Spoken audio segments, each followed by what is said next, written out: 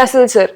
So Telugu states consider చేస్తే Ashok Nagar is the emotion స్టూడెంట్స్కి. అశోక్ నగర్ అనేది ఒక ఎమోషన్. కానీ అశోక్ నగర్కి వచ్చాక స్టూడెంట్స్ డీవియేట్ అవుతున్నారు, డిస్ట్రాక్ట్ అవుతున్నారు, డిస్టర్బ్ అవుతున్నారు.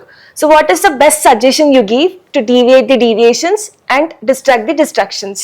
It's very good question ma'am. So what is Rajendra Nagar for Delhi, Ashok Nagar for both Telugu speaking states? అది మనకు ఆంధ్రప్రదేశ్ కానివ్వండి, తెలంగాణ కానివ్వండి.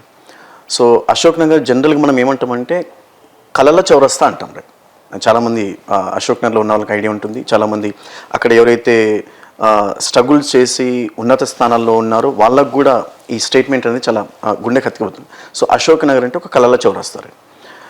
సో అంటే జనరల్గా మీరు కాంపిటేటివ్ ఎగ్జామ్స్ పక్కన పెట్టండి, మీరు ఏ ఫీల్డ్లో తీసుకున్నా ఒకసారి మనం ఆ ఫీల్డ్లోకి ఎంటర్ అవుతున్నప్పుడు చాలా డిటర్మినేషన్ ఉంటుంది.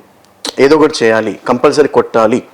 ఆ డిటర్మినేషన్, ఆ జీల్ ఏదైతే ఉందో మెల్లమెల్లగా తగ్గుతుంటుంది. మీరు అబ్జర్వేషన్ ఉంటుంది ఏ ఫీల్డ్లో కానివ్వండి, ఇంక్లూడింగ్ సివిల్ సర్వీసెస్. దానికి చాలా రీజన్స్ ఉన్నాయన్నమాట.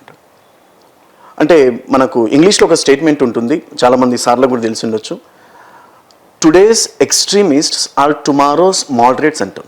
అంటే ఈరోజు ఉన్న జీల్ ఏదైతే ఉందో మెల్లమెల్లగా తగ్గుతుంది for various reasons. Right. So మళ్ళీ ఈ డీవియేషన్స్ కానివ్వండి, డిస్ట్రాక్షన్స్ కానివ్వండి మళ్ళీ రాకూడదు అన్నప్పుడు మనలో ఒక బర్నింగ్ డిజైర్ అనేది ఉండాలి. మీరు ఏ ఫీల్డ్లో తీసుకోండి, ఇంక్లూడింగ్ కాంపిటేటివ్ ఎగ్జామ్స్.